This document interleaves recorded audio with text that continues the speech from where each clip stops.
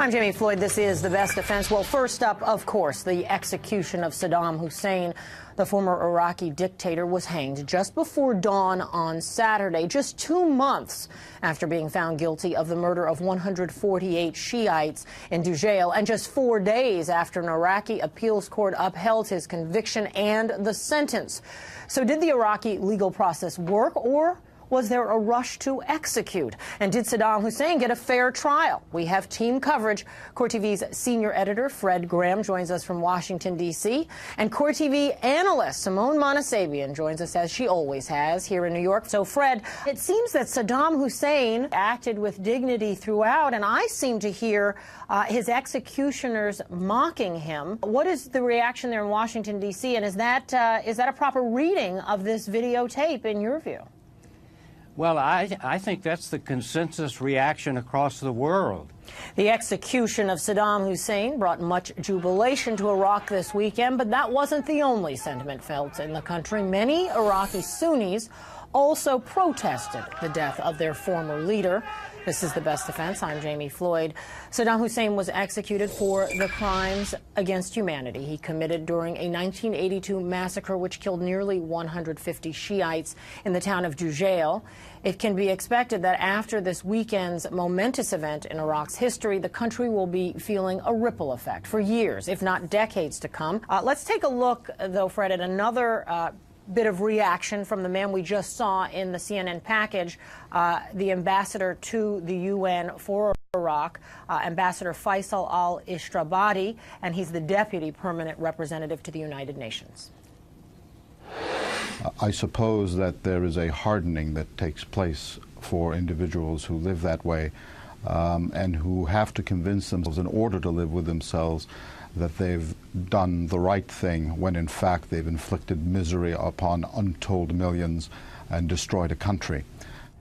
All right, a fascinating psychological question about Saddam Hussein. And Simone Monasabian, certainly few people in the United States will be feeling terribly sorry for Mr. Hussein today, although feelings are mixed in Iraq itself. Still, the question remains, and this is certainly not to devalue the 148 people who lost their lives in Dujail, but the question remains, what about justice for the tens of thousands of victims of other campaigns like Anfal and the Kurds who resisted Saddam's authority in the 1990s? I could go on. Obviously, you know about these alleged, if you will, crimes better than I do, but it seems that they're not going to get their full measure of justice. I think that you raise a very good point.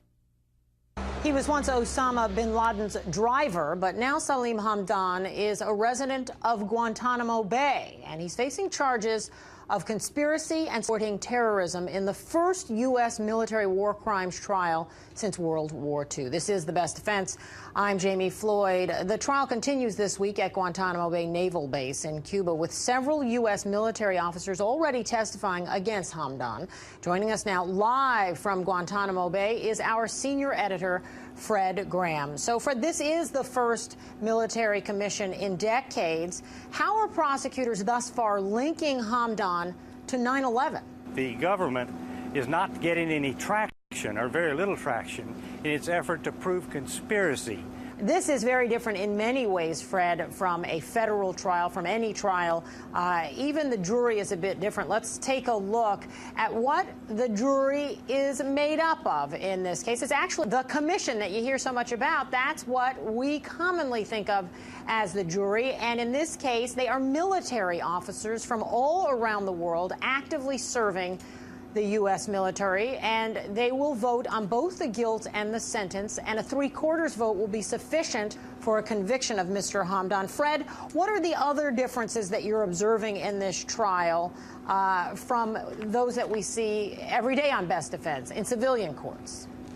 Well, this trial looks a lot like the average criminal trial. There are two crucial differences. Why start with the driver? Heck, they didn't even prosecute Hitler's driver. Why are they starting with Hamdan?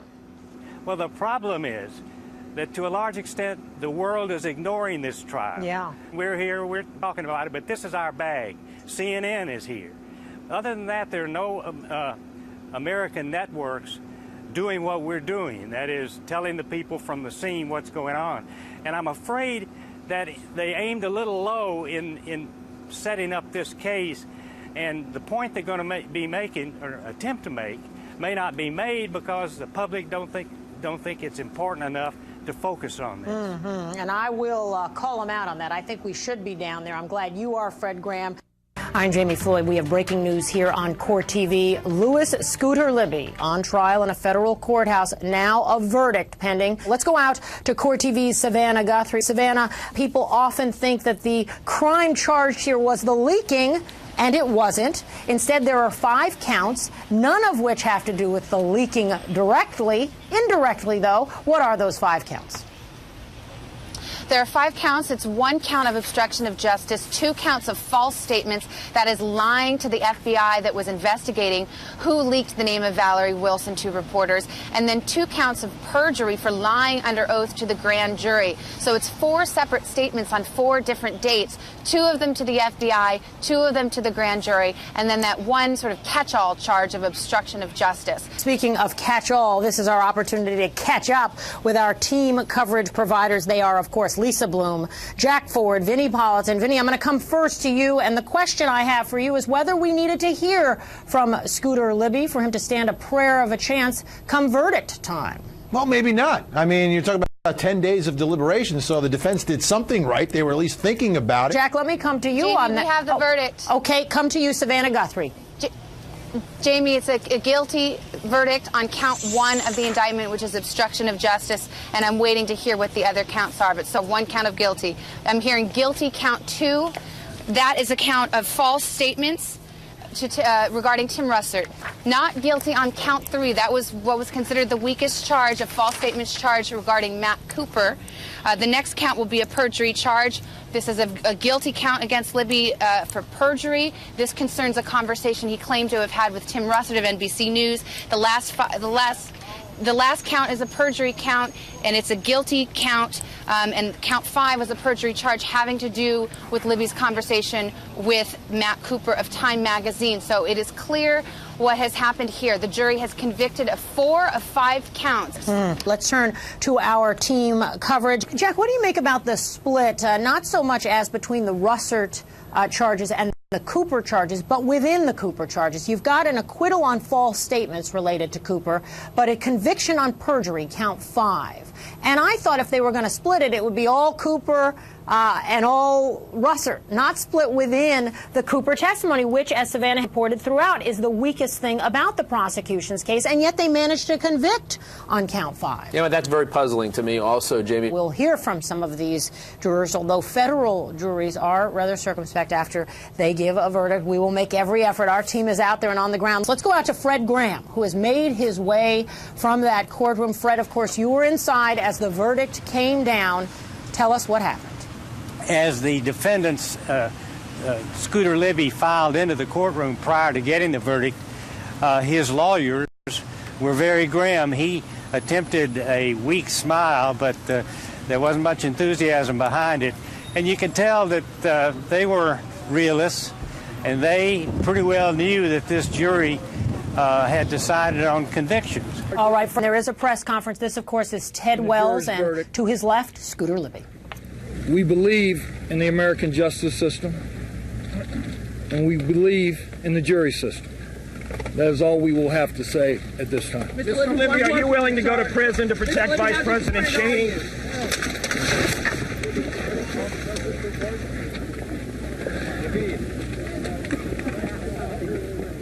And there you saw Ted Wells talking about his client, expressing his faith in the jury system. No words from Scooter Libby as he stood to the left of Mr. Wells, who defended him valiantly, and yet 4 out of 5 counts guilty.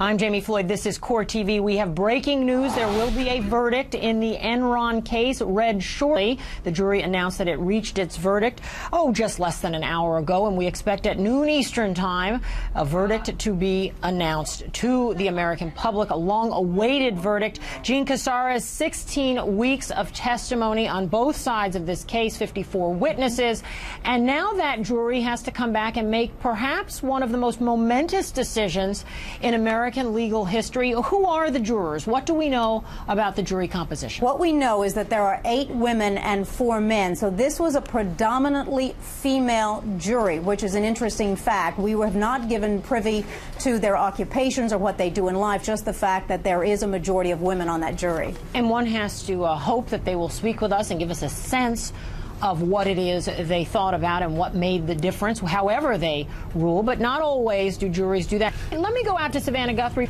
Maybe you can help us understand, as sort of our student of Enron, how the prosecution went about making its case as we wait for that verdict to come down. Well, you know, it's interesting. We should go back to November of 2001 when this story really broke, October, November 2001. And at that time, these prosecutors had to come to terms with this inside of Enron that was so incredibly complicated, as we've been talking about. And this was a process that took months, that took years, and you have to hand it to the government. They had to figure it out for themselves, and it was a forensic accounting mystery. Forensic accounting, indeed, and it took a tremendous amount of patience and methodology to work this case and to finally bring it before this jury. We expect the verdict to be announced by the jury any minute. We had been told noon Eastern time. Let's toss it back down to the Core TV News Center. Jean Casara is standing by. We do have breaking news. Ken Lay has been convicted of all 6 charges. Remember, this was a conspiracy trial. We've got 1 conviction so far for Jeffrey Skilling, and now 6 charges, 6 convictions for Ken Lay. 19 of the 28 counts of a conspiracy, fraud, and insider trading Jeffrey Skilling was convicted of. He was acquitted of the remaining 9. The verdict is in that Enron case, and we will have a sentencing against Mr. Skilling and Mr. Lay on September 11th. We're going to continue our coverage. After this, we'll have lots more Core TV live coverage of the Enron verdict. Stay with us. If you were at a different result if this case was tried elsewhere?